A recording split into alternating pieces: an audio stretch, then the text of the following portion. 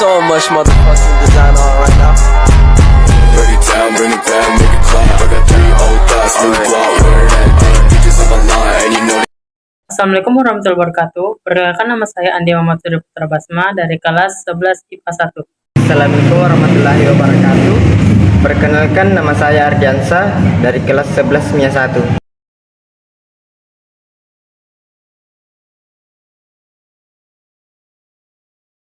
Assalamualaikum warahmatullahi wabarakatuh. Perkenalkan, nama saya Dina Lestari dari kelas 11 MIA 1. Assalamualaikum warahmatullahi wabarakatuh. Perkenalkan, saya Reni Nurvanisa dari 11 IPA 1. Perkenalkan, nama saya Saiful dari kelas 11 MIA 1. Materi pertama yaitu pengertian koloid. Koloid berasal dari kata kolia yang di dalam bahasa Yunani berarti lem. Istilah koloid pertama kali diperkenalkan oleh Thomas Graham pada tahun 1861 berdasarkan pengamatannya terhadap gelatin yang merupakan kristal tetapi sukar mengalami difusi. Nah, mengapa pengamatannya kali ini disebut dengan koloid?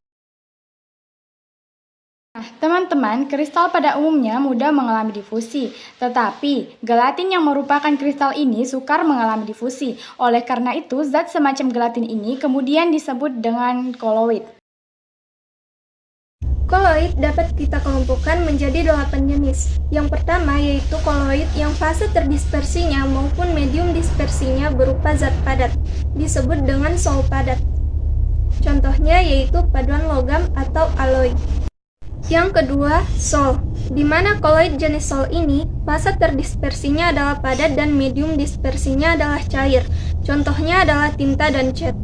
Yang ketiga adalah aerosol padat, di mana fase terdispersinya adalah padat dan medium dispersinya berupa gas. Contoh aerosol padat yang dapat kita temui dalam kehidupan sehari-hari adalah asap dan debu. Berikutnya, emulsi padat. Emulsi padat merupakan koloid dengan fase terdispersi cair dan medium dispersinya adalah padatan. Contohnya adalah mutiara dan keju. Selanjutnya, jenis koloid yang kelima adalah emulsi, di mana fase terdispersinya dan medium dispersinya sama-sama cair.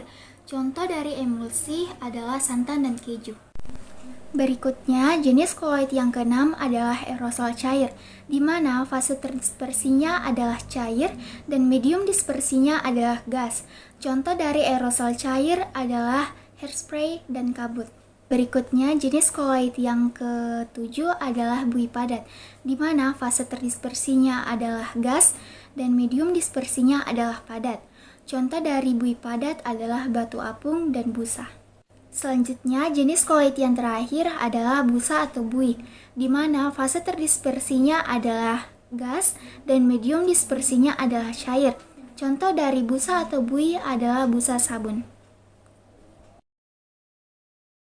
Selanjutnya yaitu sifat-sifat koloid terbagi menjadi 6. Yang pertama yaitu efek Tyndall. Terhamburnya cahaya oleh partikel koloid disebut dengan efek Tyndall. Kedua, gerak Brown, gerakan partikel koloid dengan lintasan yang lurus dan arah yang acak. Yang ketiga, absorpsi. Absorpsi adalah peristiwa penyerapan muatan oleh permukaan-permukaan partikel koloid. Yang keempat, koagulasi. Dispersi koloid dapat mengalami peristiwa penggumpalan atau koagulasi. Peristiwa koagulasi pada koloid terjadi akibat peristiwa-peristiwa mekanis atau peristiwa kimia. Yang kelima, kestabilan koloid. Koloid merupakan sistem dispersi yang relatif kurang stabil dibanding larutan. Dan selanjutnya yang keenam yaitu koloid hidrofil dan koloid hidrofob. Koloid liofob adalah sistem koloid yang fase terdispersinya tidak suka menarik medium pendispersinya. Jika medium pendispersinya air, koloid liofil disebut juga sebagai koloid hidrofil. Sedangkan koloid liofob disebut sebagai koloid hidrofob. Pada larutan kopi, kemudian larutan susu, dan terakhir kemudian larutan sirup.